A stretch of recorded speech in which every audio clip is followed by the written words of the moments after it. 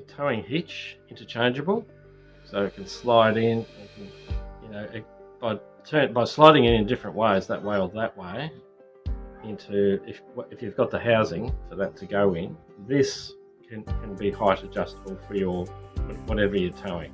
So it can be like that, or if it needs to be lower, it can be like that. Now we'll go into the clearances. Every caravan, trailer, hod trailer, hybrids, they're all different, so the height will be different each time. But with this, at least you've got two possibilities, which is really good. And it basically slides in a sleeve in the back of your vehicle if you have the sleeve put on. Okay. Some have got the tow ball, the hitch section all sort of welded on, and there's no sleeve for this, like something like this to go into, but you can have them put on. Okay? And then once that goes in the sleeve, that goes through, and a pin goes through to make sure that this doesn't come out, because this is what's holding it in. Now,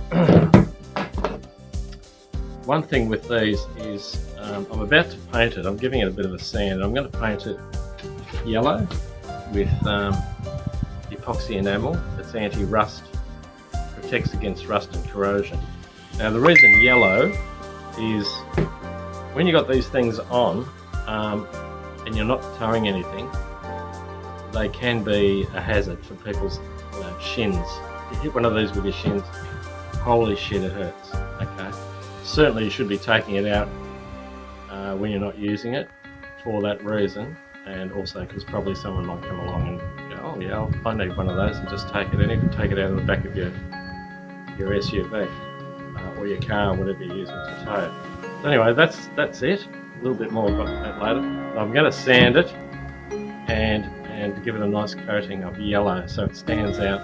And it's also handy to be a bright colour when you're reversing up and someone's watching, or you've got a camera and you're trying to line up the mount.